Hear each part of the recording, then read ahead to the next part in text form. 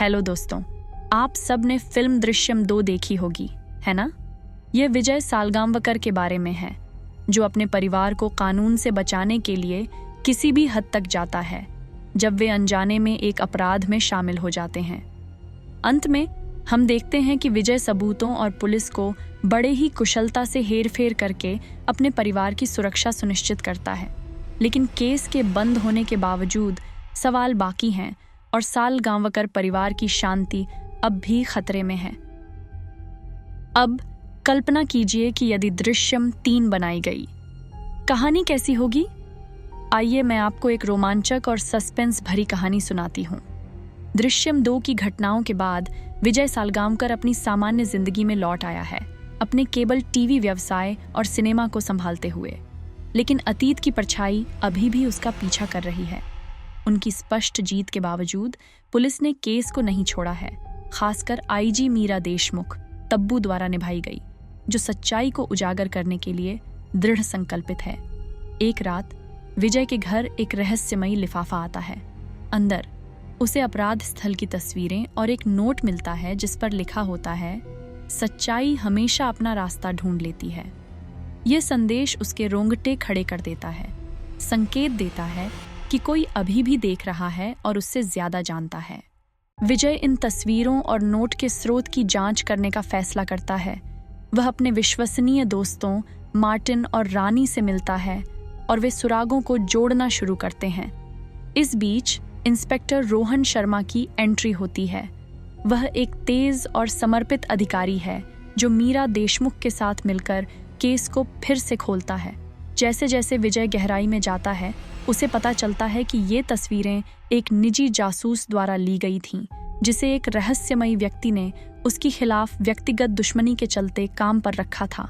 यह व्यक्ति एक प्रभावशाली राजनेता राघव वर्मा है, जो विजय को नीचे लाने के लिए चुपचाप सबूत जुटा रहा है। विजय की जांच उसे जासूस के कार्यालय तक ले जाती है, जहां उसे और भी अधिक आरोपित सबूत मिलते हैं। हालांकि जासूस मृत पाया जाता है और विजय को एहसास होता है कि उसे इस हत्या के लिए फंसाया जा रहा है। अब पुलिस उसके पीछे है, एक ऐसे अपराध के लिए जो उसने किया नहीं। विजय को एक बार फिर से अपनी चालाकी से उन्हें मात देना होगा, ताकि वह अपना नाम साफ कर सके और अपने परिवार की रक्षा कर सके।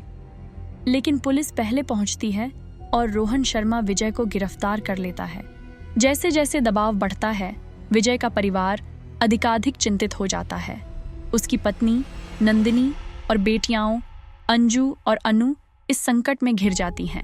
अंजू को पीटीएसडी के फ्लैशबैक आने लगते हैं और परिवार को लगता है कि दीवारें उनके चारों ओर बंद हो रही हैं। एक आश्चर्यजनक मोड़ में विजय को अप्रत्याशित सहयोगी से मदद मिलती है, मीरा देशमुख से। उनके विरोधी इतिहास के बावजूद मीरा न्याय में विश्वास करती है और महसूस करती है कि कोई और इस स्थिति को हेर-फेर कर रहा है। वह विजय को जासूस की हत्या और चल रहे ब्लैकमेल के पीछे असली दोषी को खोजने में मदद करने के लिए सहमत हो जाती है। एक साथ वे एक षड्यंत्र को उजागर करते हैं जो उनकी कल्पना से भी गहरा है। असली खलनायक राघव वर्मा है, एक शक्तिशाली राजनेता जिसने विजय के पिछले भ्रष्ट गतिविधियों को उजागर करने के लिए व्यक्तिगत बदला लिया है। इस राजनेता ने अपने संसाधनों का उपयोग करके विजय की पुरानी गंदगी को खोद निकाला और उसकी बर्बादी की योजना बनाई। विजय और मीरा राघव वर्मा के खिलाफ सबूत इकट्ठा करने के लिए एक साथ काम करते हैं। वे उसे बेनकाब करने की योजना बनाते हैं, लेकिन इसके लिए विजय को अपने पिछले कार्यों के बारे में सार्वजनिक रूप से स्वीकारोक्ति करनी पड़ती है, ताकि राजनेता को एक जाल में फंसाया जा सके।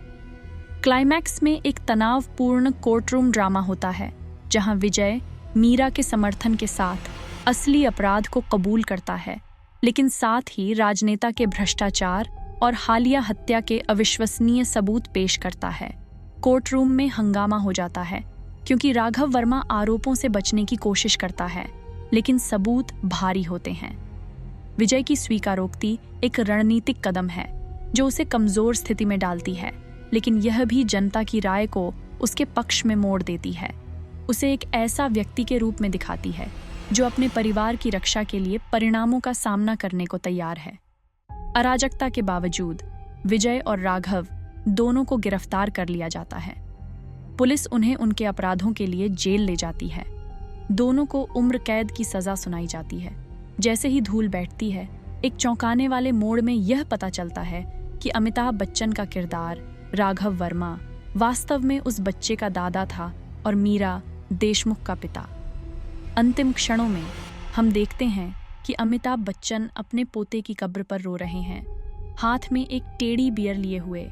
इस गहरी व्यक्तिगत क्षति और कहानी में शामिल पारिवारिक संबंधों की सच्चाई को दिखाते हुए, यह पूरी योजना मीरा देशमुख ने अपने बेटे के लिए न्याय पाने के लिए बनाई थी और उसने विजय को धोखा दिया था। सालगांवकर परिवार हालांकि राहत महसूस करता है, विजय की सार्वजनिक स्वीकारोक्ति के परिणामों का सामना करना पड़ता है। फिल्म एक गंभीर नोट पर समाप्त होती है, जिसमें विजय क्षितिज को देखते हुए दिखता है, यह जानते हुए कि उसकी कार्रवाइयों ने उसके परिवार की सुरक्षा सुनिश्चित की है, लेकिन साथ ही उन्होंने सभी ने भारी कीमत चुकाई है। लेकिन कहानी के खत्म होने से पहले एक और गहरा मोड़ आता है, जब अंजू अपने पिता के उसके लिए जेल में रहने के चलते और चल रहे तनाव से निपटने में असमर्थ आत्महत्या कर लेती है। विजय को जेल में रोते हुए दिखाया जाता है, दुहक और प्रतिशोध की एक जलती हुई इच्छा से भरा हुआ। तो दोस्तों, यह है मेरी कल्पना में दृश्यम 3 की कहानी। आप क्या सोचते हैं? क्या आप इसे बड़े पर्दे पर देखना चाहेंगे? हमें कमेंट्स में बताएं। और यदि आपको यह कहानी पसंद आई हो तो वीडियो को लाइक और शेयर करना न भूलें। अगली बार फिर से एक नई कहानी के साथ मिलते हैं। तब तक सुरक्षित रहें और रोमांचक कहानियों का आनंद लेते रहें।